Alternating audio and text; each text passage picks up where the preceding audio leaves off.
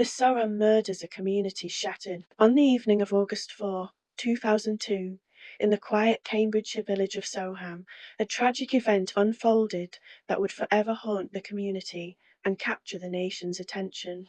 Two young girls, Holly Wells and Jessica Chapman, vanished without a trace, sparking a massive search and investigation that revealed dark secrets lurking beneath the surface. Holly Wells and Jessica Chapman were best friends, both just 10 years old.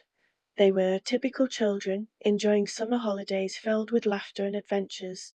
On the fateful day of their disappearance, the girls had attended a barbecue at Holly's house and in the early evening set off for a walk to a nearby shop.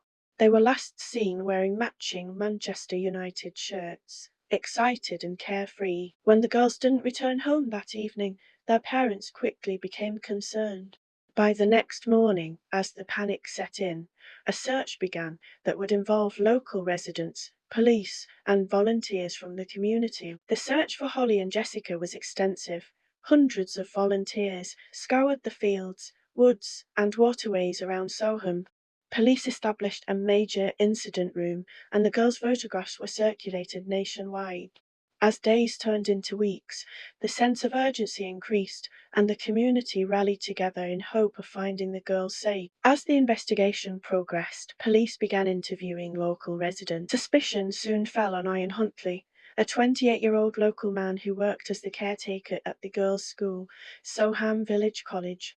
Huntley had a troubled past, including previous accusations of sexual misconduct, but he had managed to maintain a facade of normalcy. On August 17, 2002, after an extensive search lasting nearly 2 weeks, Huntley was arrested. He had initially claimed to have seen the girls but later changed his story. During questioning, Huntley became increasingly nervous and inconsistent. Police soon discovered that Huntley had been in contact with the girls on the day of their disappearance. He had invited them into his home, ostensibly to use the bathroom. It was in his house that the horrific truth began to unravel. On August 17, 2002, the search took a tragic turn when the bodies of Holly and Jessica were discovered in a remote ditch near the village of Lakenheath, about 10 miles from Soham. The girls had been murdered. Post-mortem examinations revealed that they had died shortly after their disappearance. The news of their deaths devastated the community and sent shockwaves throughout the nation. The loss of the two innocent lives highlighted the vulnerability of children and sparked widespread outrage. In December 2002, Ian Huntley went on trial for the murders of Holly Wells and Jessica Chapman. The trial was heavily covered by the media, capturing the attention of the entire nation.